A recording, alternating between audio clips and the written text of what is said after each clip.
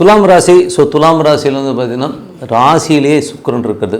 ராசியிலே சுக்கிரன் இருக்கும்பொழுது 8ஆம் அதிபதி ராசியில் இருக்கும்போது கொஞ்சம் நெகட்டிவிட்டி அதிகமாக இருக்கும். அதுவும் குருடைய சாரத்தில் இருக்கும்போது கொஞ்சம் வந்து நமக்கு ஸ்ட்ரெஸ்ஸோ டென்ஷனோ, நீங்கள் பெண்களாக இருந்தால் ரொம்ப எமோஷன் ஆவீங்க.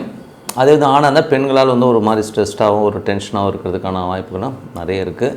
தொழில் ரீதியான விஷயங்களில் வந்து கொஞ்சம் கேர்ஃபுல்லாக இருக்கணும். ஏன்னா சுக்கிரன் வந்து இப்போ ராகுடைய சாரத்தில் தொழில் ரீதியான விஷயங்கள் ரொம்ப கேர்ஃபுல்லாக போகணும்.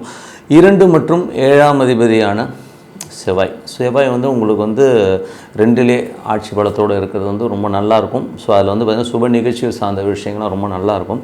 பட் அதில் வந்து உள்ள ப்ராப்ளம் என்னென்னா சிக்கலே வந்து சனியுடைய சாரத்தில் போகும். அதனால் வந்து கொஞ்சம் வாக்குவாதங்கள் எங்கேனாச்சும் வந்து வார்த்தை விட்டுட்டு அதனால் நம்ம மாட்டிக்கிறதுக்கான வாய்ப்புகள் இருக்கனால ரொம்ப ரொம்ப கவனமாக இருக்கணும். அதுக்கப்புறம் 3ஆம் அதிபதி 6ஆம் அதிபதியான குரு.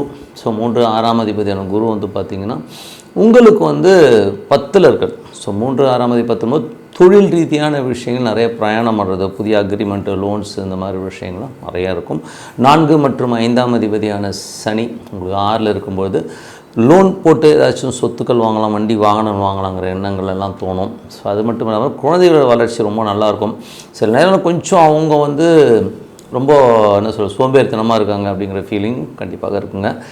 அதுக்கப்புறம் உங்களுடைய 9ஆம் அதிபதியான புதன். 9ஆம் அதிபதியான புதன் பார்த்திங்கன்னா உங்களுக்கு 2ல் இருக்கும்போது நிறைய பிரயாணங்கள், வருமானத்துக்கான விஷயங்கள், குடும்பத்தோட ஒரு பிரயாணம் போகிறது, இந்த மாதிரி விஷயங்கள் எல்லாமே ரொம்ப நல்லாயிருக்கும்.